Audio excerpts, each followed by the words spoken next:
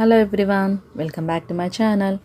ఈరోజు నేను chicken kaju fry చేస్తున్నాను. చికెన్ వచ్చేసి డ్రైగా ఫ్రై చేసుకుంటున్నాము. ఇలా స్పైసీగా ఇంకా కాజు వేసి చికెన్ ఫ్రై అయితే చేయమని మా బాబు అడిగాడు, అందుకే చేస్తున్నా. ఇది ఇలానే పీసెస్గానైతే తినేయచ్చు, ఏమీ రైస్ లేకున్నా చపాతీ లేకున్నా. ఒకవేళ రైస్తో కూడా చపాతీతో కూడా తినొచ్చు. చాలా బాగా వచ్చింది టేస్ట్ అయితే.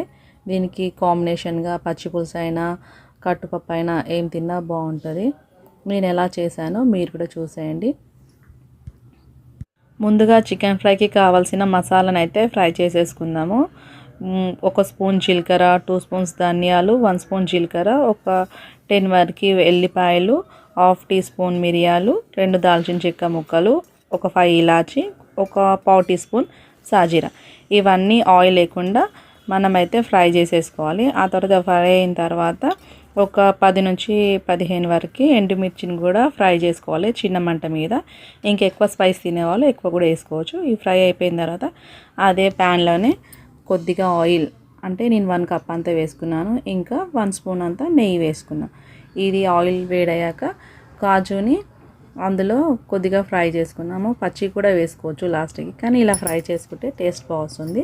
కాజు ఫ్రై అయిపోయిన తర్వాత ఒక 2 ఆనియన్స్ని అయితే చిన్న ముక్కలుగా కట్ చేసి పెట్టేసుకున్నా.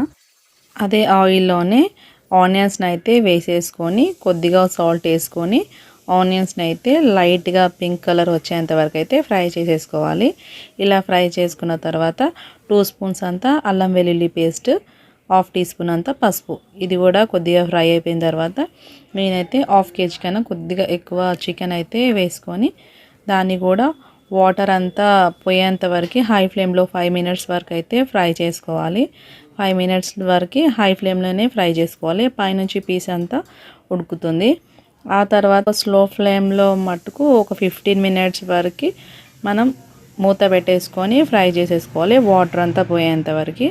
ఇలా ఫ్రై అయ్యేలోపు మనం ఫ్రై చేసి పెట్టుకున్న మసాలా చల్లారిపోయిన తర్వాత వాటిని మిక్సీలో వేసుకొని పౌడర్ చేసుకోవాలి.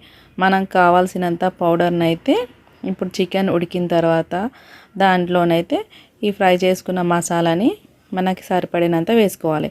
ఇప్పుడు దీంట్లో ఈ మసాలా మిక్సీ పట్టినప్పుడు కొద్దిగా సాల్ట్ వేసుకోవాలి. చికెన్ ఉడికినప్పుడు కూడా మనం వేసుకున్నాం కదా సాల్ట్ ఆనియన్లో, అంతే సరిపోతుంది.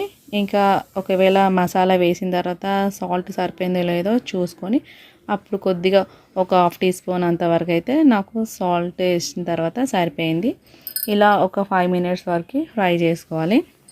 ఒక 5 మినిట్స్ తర్వాత ఫ్రై అయిన తర్వాత కొద్దిగా కరివేపాకు, పచ్చిమిర్చి, ఇవన్నీ ఒక గుప్పెడంత కరివేపాకు, ఇంకా ఒక 5-6 పచ్చిమిర్చిలు కట్ చేసుకోవాలి, నిలువుగా కట్ చేసుకొని అవి వేసుకొని ఒక 2-3 మినిట్స్ వరకు అయితే ఉడికిన తర్వాత మనం అప్పుడు కొద్దిగా మనం ఫ్రై చేసి పెట్టుకున్న కాజు ఉంది కదా, ఆ కాజుని కూడా వేసేసుకొని కలిపేసుకొని కొత్తిమీర వేసేసామంటే అంతే, మన chicken kaju fry dry roast అయితే రెడీ అయిపోయినట్టే. ఇది ఎలా తిన్నా కానీ చాలా బాగుంటుంది. చేసిన చికెన్ కాజు ఫ్రై నచ్చితే please do like, share and subscribe to my channel Prashanti Krishna.